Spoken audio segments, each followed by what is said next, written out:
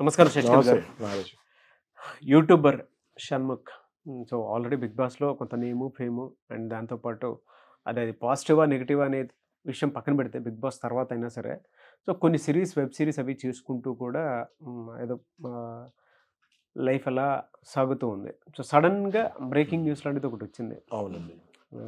డ్రగ్స్‌కి సంబంధించినటువంటి ఇలా అవుతుంది.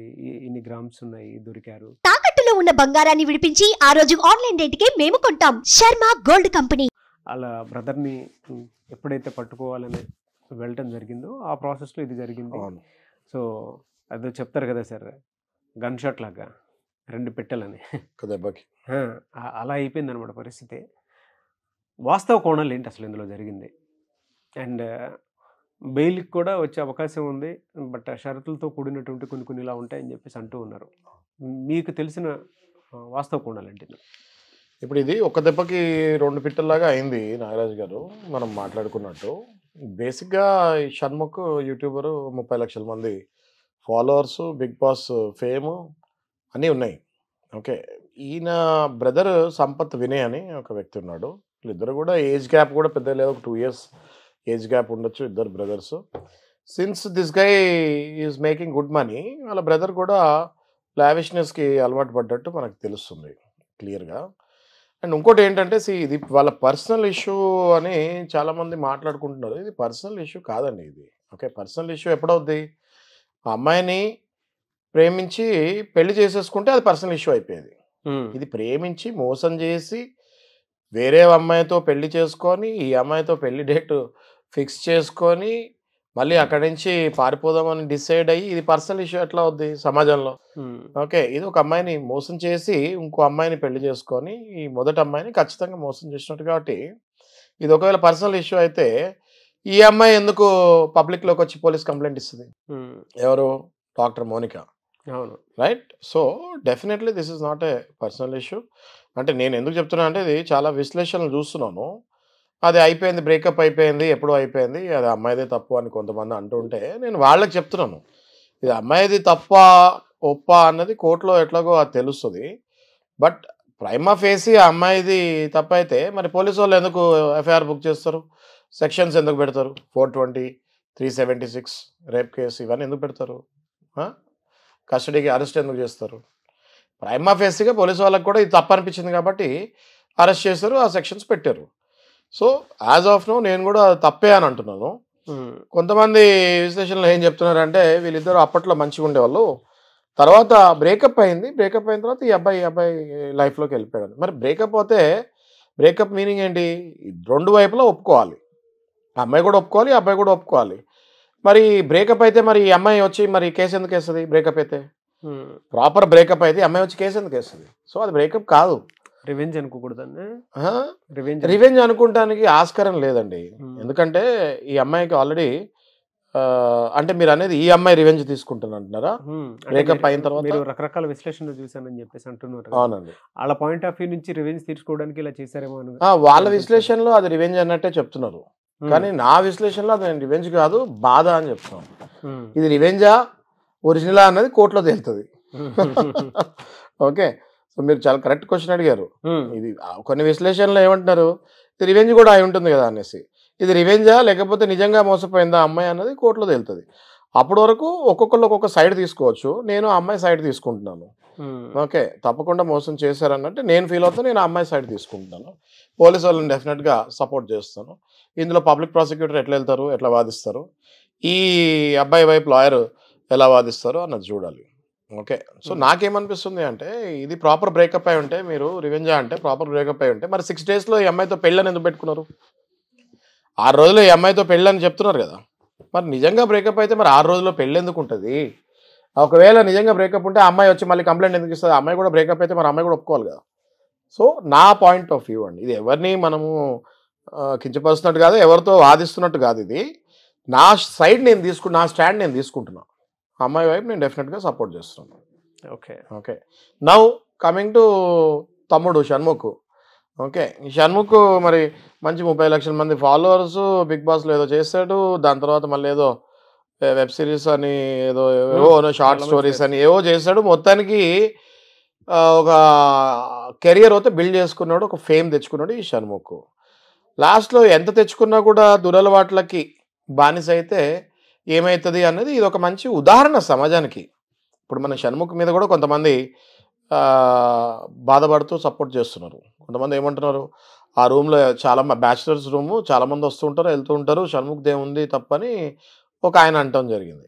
ఓకే, నేనేమంటున్నా అంటే ఇప్పుడు అది చెప్పే వాళ్ళకే చెప్తున్నాను, మీకు కూడా ఒక ఇల్లు ఉంటుంది, మీ ఇంట్లోకి ఎవరు పడితే వాళ్ళు వస్తూ ఉంటారు వెళ్తూ ఉంటారు, మరి మీ ఇంట్లోకి వచ్చి ఎవరైనా ఏదైనా పొట్లాలు వదిలేస్తే మీరు చూస్తూ ఊరుకుంటారా? లేకపోతే మీ ఇంట్లో అలా గంజాయి వాడుకునే వాళ్ళు వచ్చినప్పుడు వాళ్ళని కూడా ఎంకరేజ్ చేసి వాళ్ళు ఏదైనా సామాన్లు మీ ఇంట్లో పెడితే వదిలేస్తారా? మీ ఇల్లు అన్నాక అది మీ పరిధి, మీ పరిధిలో ఏం జరిగినా అది మీ తప్పే. ఇప్పుడు రేపు పొద్దున మీ ఇల్లు ఉంది నాగరాజు గారు, లేకపోతే మా ఇల్లు ఉంది, ఎవరైనా వచ్చి అందులో గన్ పెట్టేసి వెళ్ళిపోతే మనం వదిలేస్తామా? రైట్. సో ఇప్పుడు కామన్ సెన్స్ కూడా వాడాలి. అప్పుడప్పుడు ఎవరికైనా సపోర్ట్ చేసేటప్పుడు కూడా, కొంచెం మాట్లాడేటప్పుడు కూడా కొంచెం కామన్ సెన్స్ కూడా వాడాలి. అది షణ్ముఖ్ రూము, బ్యాచిలర్ రూమ్ కానివ్వండి, ఏదైనా కానివ్వండి రూము. ఓకే, ఆ రూమ్లోకి ఎవరో వచ్చారు, అది ఒకవేళ పెట్టాడు అనుకుందాము, మరి షణ్ముఖ్ చూసుకోవాలి కదా, ఎవరు ఎలాంటి వాడు వస్తున్నాడు ఈ రూమ్కి? టెర్రరిస్ట్ వస్తున్నాడా, లేకపోతే గంజాయి సప్లయర్ వస్తున్నాడా, డ్రగ్స్ పెడ్లర్ వస్తున్నాడా అన్నది షణ్ముఖ్ చూసుకోవాలి కదా. మరి అంత పాల్దాయి పిల్లోడు కాదు కదా షణ్ముఖ్. రైట్. సో ఈ విషయంలో కూడా నేను షణ్ముఖ్కి సపోర్ట్ చేయట్లేదు. నేను స్టాండ్ మళ్ళీ పోలీసు వాళ్ళ వైపే నేను మళ్ళీ స్టాండ్ తీసుకుంటున్నాను. తప్పకుండా దీని మీద ఆయనకి యూరిన్ టెస్ట్ చేస్తాం కూడా జరిగింది షణ్ముఖ్కి, అందులో కన్జ్యూమ్ చేసినట్టు కూడా వచ్చింది దాని ఇంట్లో. నేను ఇంకేంటి సపోర్ట్ చేసేది దీనికి? అయితే ఈ షణ్ముఖ్ అదృష్టం ఏంటి అంటే 16 గ్రాములే దొరికింది. ఓకే, అది కన్జ్యూమర్ క్వాంటిటీ, కన్జంప్షన్ క్వాంటిటీ దొరికింది. ఇందులో ఏంటుంటాయి నాగరాజు గారు, కన్జంప్షన్ క్వాంటిటీ ఉంటుంది, ఇంటర్మీడియట్ క్వాంటిటీ ఉంటుంది, కమర్షియల్ క్వాంటిటీ ఉంటుంది. ఈ కన్జంప్షన్ క్వాంటిటీకి ఏముంటుందంటే పనిష్మెంట్ లెస్ దెన్ 3 years ఉండటం వల్ల వీళ్ళకి షరతులతో కూడిన బెయిల్, స్టేషన్ బెయిల్ ఇచ్చేస్తారు 41A నోటీసు. కానీ కేసు ఉంటుంది సుమా, ఈ షణ్ముఖ్ ఏదో వదిలేదు, కేసు నడుస్తుంది. 41A నోటీస్ ఇచ్చారు, పిలిచినప్పుడు వెళ్ళాలి పోలీస్ స్టేషన్కి, విచారణలో పాల్గొవాలి, పిలిచినప్పుడు వెళ్ళకపోతే తీసుకెళ్ళి జైల్లో వేస్తారు.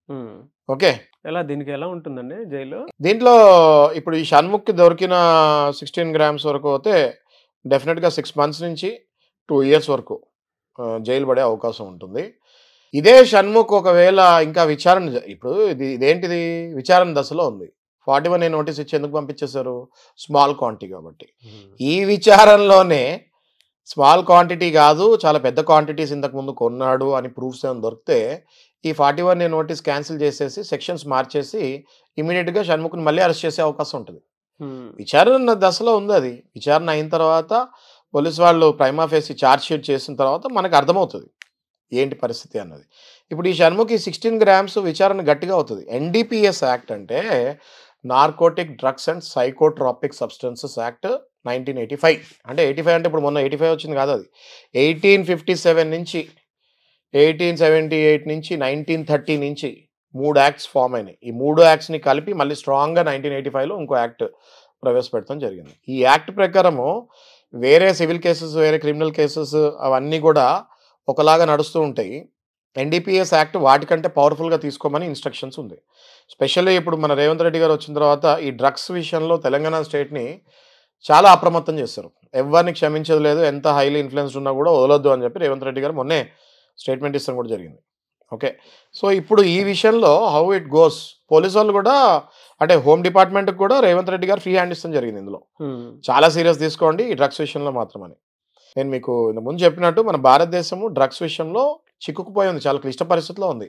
ఎందుకంటే మన ఇండియాకి వెస్ట్ సైడ్ పాకిస్తాన్, ఆఫ్ఘనిస్తాన్కి గంజా వస్తుంది, ఈస్ట్ సైడ్ ఏమో థాయిలాండ్ నుంచి, నేపాల్ నుంచి ఓపియం వస్తుంది.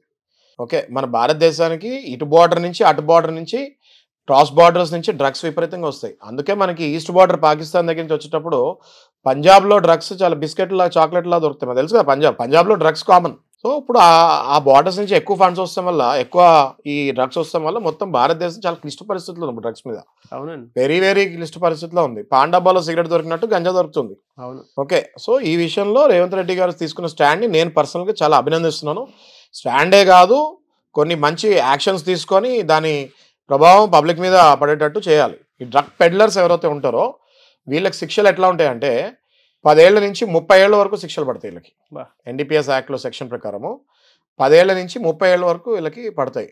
అదే షణ్ముఖ్ ఇప్పుడు పెడ్లర్స్తో కూడా డ్రగ్ పెడ్లర్స్తో పాటు కలిసి ఇందులో ఏదైనా వ్యాపారం చేసినట్టు తెలిసినా ఆయనకి 20 ఏళ్ళ లోపలికి వెళ్ళే ఛాన్సెస్ కూడా ఉంటాయి. అర్థమైంది కదా. ఇంతటితో ఏదో షణ్ముఖ్ బయట ఉన్నాడని ఆనందపడే అవసరం లేదు. విచారణలో ఏదైనా తేడా కొట్టి ఈయన పెడ్లర్స్తో పాటు కలిసి ఏమైనా చేసినట్టు తెలిసినా కూడా డెఫినెట్గా ఈయన మళ్ళీ 10 నుంచి 20 ఏళ్ళ శిక్షలు పడే అవకాశం ఉంటుంది. ఇప్పుడు ఎలా సార్ అంటే షరతులతో కూడినటువంటి బెయిల్ అంటున్నారు కదా, అవును, అది ఎగ్జాక్ట్ ఎలా అండి, అంటే దేనికి సంబంధించింది? షరతులతో కూడిన బెయిల్ ఏంటి అంటే any imprisonment or punishment which is less than 7 yearsకి స్టేషన్ బెయిల్ 41A నోటీస్ ఇచ్చేసి సైన్ చేసి ఏదైనా వాళ్ళ దగ్గర సెక్యూరిటీ కావాలంట లేకపోతే ఏదైనా షూరిటీ కావాలంటే తీసుకొని పంపించేసి మళ్ళీ విచారణకి ఎప్పుడు పిలిస్తే అప్పుడు హాజరవ్వాలి. హాజరవన్న పరిస్థితుల్లో మళ్ళీ వెంటనే అరెస్ట్ చేస్తారు.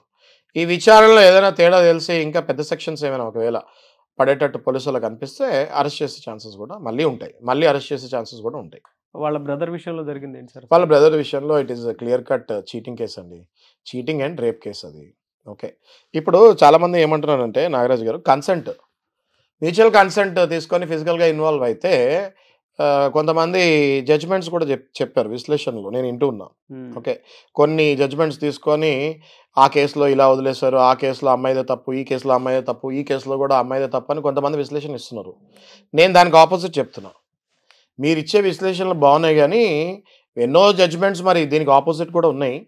ఇందులో ఐపీసీ ప్రకారం ఇప్పుడు బిఎన్ఎస్, అది ఐపీసీని బిఎన్ఎస్ చేశారు, భారతీయ న్యాయ సంహిత కిందకి. ఓకే, ఇందులో సెక్షన్ 69 రేప్ కేసు అవుతుంది, ఐపీసీలో సెక్షన్ 376 రేప్ కేసు అవుతుంది. ఈ బిఎన్ఎస్లో 69 ప్రకారం ఖచ్చితంగా ఈయనను బుక్ చేయాల్సి వస్తుంది. రీజన్ ఏంటి అంటే మ్యూచువల్ కన్సెంట్తో చేస్తే అది రేప్ కాదు, నేను కూడా ఒప్పుకుంటా. అది మ్యూచువల్ కన్సెంట్లో నేను పెళ్లి చేసుకుంటా నిన్ను అని ప్రామిస్ చేసి సెక్స్లో పాల్గొంటే అది రేప్ కిందకి వస్తుంది. ఆ రేప్ కిందకి వచ్చే పోలీసు వాళ్ళు ఎఫ్ఐఆర్ బుక్ చేసి ఆ సెక్షన్ వేస్తారు. మీరు పోలీసు వాళ్ళు ఏమనుకుంటారండి, ఇప్పుడు విశ్లేషణ చేసే వాళ్ళు కూడా వాళ్ళు ఉట్టిగా వేస్తారు ఆ సెక్షన్లు. వాళ్ళు ఉట్టిగా వేస్తే సెక్షన్స్ వాళ్ళకు కూడా ఇబ్బంది కదా. వాళ్ళే అంటే పోలీసులు రోజు పొద్దున్న లేచి రాత్రి చూసేదే ఈ కేసులు ఎందుకు వేయాలి ఈ సెక్షన్స్ అనేది వాళ్ళకి ఒక అవగాహన ఉంటుంది. సో ఏదైతే పోలీసు వాళ్ళు వేస్తారో ఈ కేసులో, ఈ పర్టికులర్ కేసులో, వేరే విషయాలు నాకు తెలియదు, ఈ పర్టికులర్ కేసులో పోలీసు వాళ్ళకి 100% కరెక్ట్ అని చెప్తున్నాను నేను.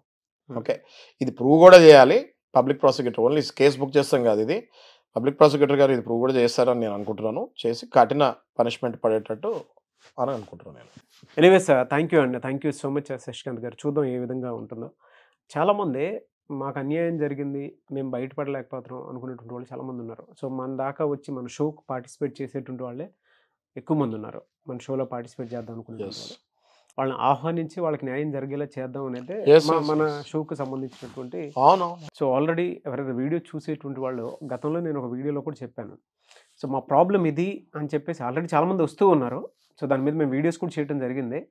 అండ్ కొన్ని ఆటోమేటిక్గా వాళ్ళ వైపు తప్పు ఉంది అని అంటే మీ వైపు తప్పు ఉంది అని చెప్పేసి డైరెక్ట్గానే చెప్పేస్తున్నాము. కొంతమంది ఏమో ఈ పరిస్థితి ఈ విధంగా ఉన్నప్పుడు ఎలా డీల్ చేయాలి అనేటువంటి విషయాలు కూలంకషంగా చర్చించి డైరెక్ట్గా షూట్లోనే జనరల్గా వాళ్ళ దగ్గర ఉండేటువంటి ప్రూఫ్ మొత్తం చూపించి దాని మీద వీడియో చేసి వాళ్ళకి న్యాయం చేయడం కూడా జరిగింది. సో అటువంటి వాళ్ళు చాలామంది వస్తున్నారు. ఒకవేళ మీరు కనుక మీకు అన్యాయం జరిగిందని భావించి మీ దగ్గర అన్ని ప్రూఫ్లు పర్ఫెక్ట్గా ఉండి, పర్లేదు మేము మీడియాలోకి వచ్చేద్దాం అనుకుంటున్నాము, మాకు ఏ అభ్యంతరము లేదు, మాకున్న బాధ ఇది, మాకు న్యాయం జరిగితే బాగుంటుంది, అది కూడా శశికాంత్ గారి త్రూ వెళ్దాం అనుకుంటున్నాము అనుకున్నటువంటి వాళ్ళు ఎవరైనా సరే స్క్రీన్ మీద మీ కాంటాక్ట్ నెంబర్ కనిపిస్తుంది, దానికి మీరు అప్రోచ్ అవ్వచ్చు. ఏమంటారు సార్? 100%. లేదు మీరు పర్సనల్గా వెళ్ళి అపాయింట్మెంట్ తీసుకుని కలవాలి అంటే కూడా ఆ విధంగానే సరే మీరు అప్రోచ్ అవ్వచ్చు. ఎనీవేస్ ఏదున్నా సరే న్యాయం కోసం సుమన్ టీవీ మీతో ఉంది. Thank you sir, thank you so much. Thank you Nagaraj.